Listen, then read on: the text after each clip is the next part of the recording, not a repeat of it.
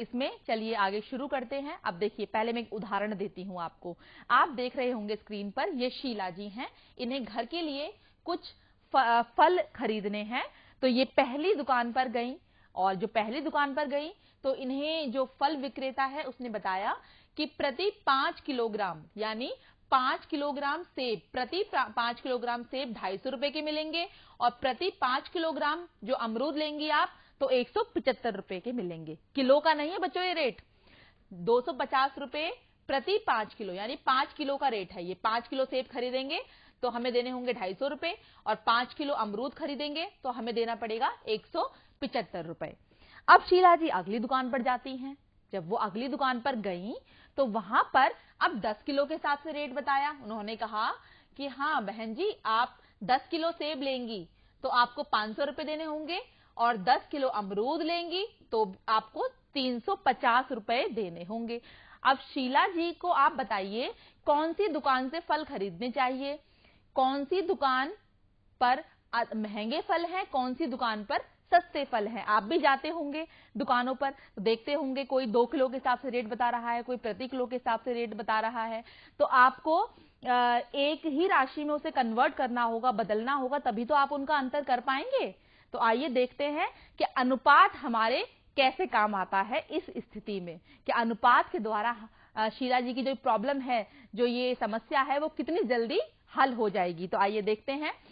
तो यहां पर जैसे मैंने बता ही चुकी हूं कि पहली दुकान पर गई और दूसरी दुकान पर गई शीला जी। तो भारों का अनुपात निकालते हैं पहली दुकान का। तो 5 किलोग्राम और 10 किलोग्राम है ना। देखिए, पहले तो आप भारों का अनुपात निकालिए। इस दुकानदार ने बताया 5 किलो के हिसाब से, इसने बताया 10 किलो के हिसाब से। तो भारों का अनुपात क्या है? 1:2। देखिए कैसे निकाला, 5/10, और 5 के पहाड़े में काट दिया, 1/2 यानी 1:2। ये भारों का अनुपात है। अब मैं सेब का अनुपात निकालती हूं, तो इसे हम मिटा लेते हैं।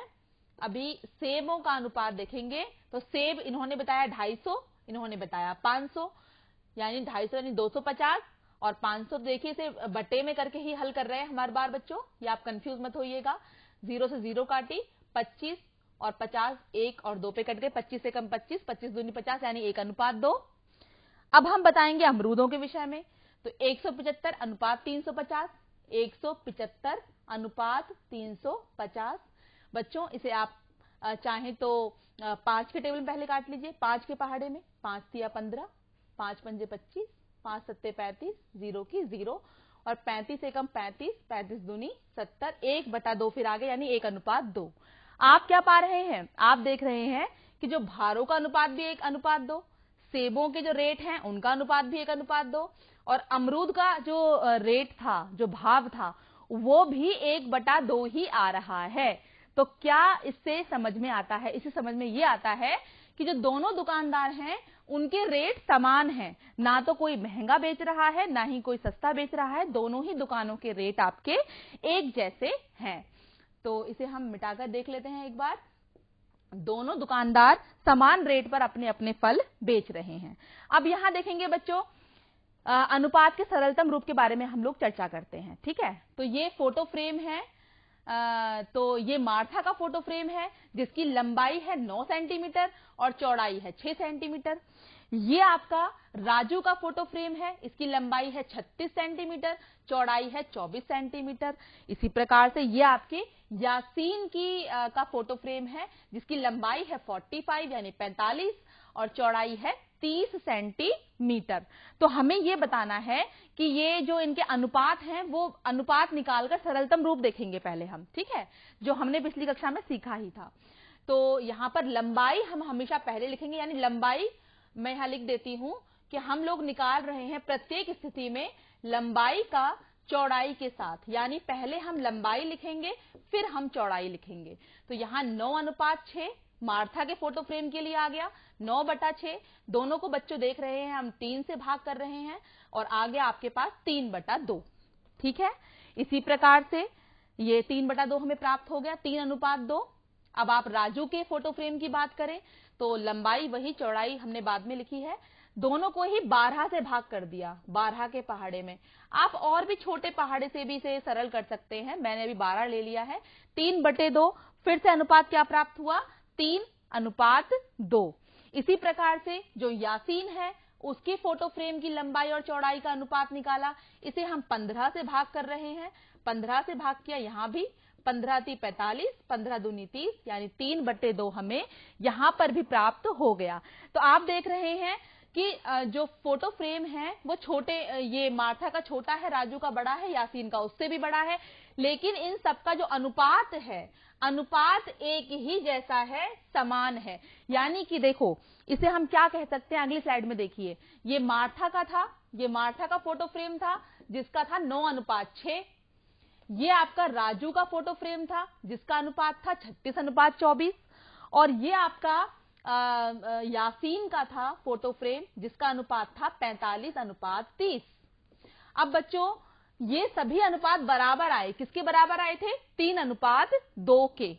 तो ये सभी अनुपात समान है। जब दो अनुपात समान हो तो ऐसे संबंधों को हम कहते हैं समानुपात, अर्थात सम प्लस अनुपात से बना हमारा समानुपात। और जहां हमने ये बराबर का चिन्ह लगा रखा है ना बच्चों, इस बराबर के चिन्ह की जगह हम 4 बिंदी लगा देते हैं, इस प्रकार से 1, 2, 3, 4, या फिर 2 अनुपात 2 बार लगा दे, मतलब एक अनुपात को 2 बार लगा देते हैं। ये समानुपात पढ़ते हैं। इसे क्या पढ़ते हैं बच्चों? समानुपात, जैसा कि हमने यहां बता भी आपको रखा है। तो इसका अर्थ क्या हुआ? इस सवाल को हम ऐसे भी लिख सकते हैं कि देखिए, यदि मैं इन दोनों रिलेशंस की बात करूं तो 9:6 समानुपात है 36:24 के। अब इन दोनों की बात करेंगे, मैं कोई दूसरा कलर यहां पर चूज कर लेती हूं ताकि आपको आसानी रहे।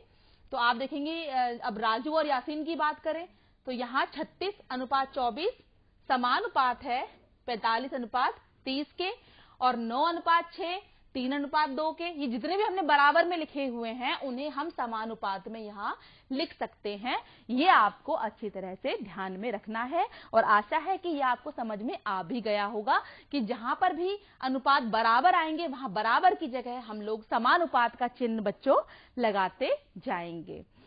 तो यहां पर अब आप 2 चित्रों को देखिए जरा। ये चित्र में खंड 1 है जिसमें कि 2 गुब्बारे हैं। खंड 1 और खंड 2 है दूसरा। तो यहां पर देखेंगे, जो इसका पहला खाना है, ये पहला और ये दूसरा, ऐसे इसका ये पहला और ये दूसरा। तो इसमें जो इस खंड में गुब्बारों का अनुपात है वो कितना है? 1:2। कैसे आया ये 1:2? जरा देखिए, यहां 2 गुब्बारे हैं, यहां 4 गुब्बारे हैं। 2/4, इसे आप काट दीजिए, 1/2, 2 के पहाड़े में काट दीजिए ना, तो आ गया 1:2। अब ऐसे ही दूसरा खंड देखिए, यहां आपके 3 गुब्बारे हैं, यहां आपके 1, 2, 3, 4, 5, 6 गुब्बारे हैं। 3:6, यानी कि 3/6, ये भी आया 1/2, यानी कि 2/4, जो 2/4 है वो आपके बराबर आ गया है किसके? 3:6 के। पहले खंड में 2:4, दूसरे खंड में 3:6। तो आप इसे देखिए बराबर में लिख सकते हैं, और बराबर की जगह पे आप समानुपात का बच्चों चिन्ह भी लगा सकते हैं। तो जैसे हमने यहां पर लिखकर बताया है, तो आप इसे पढ़ेंगे कैसे? 1:2 समानुपात है 3:6 के। तो आशा है समझ में आ गया होगा।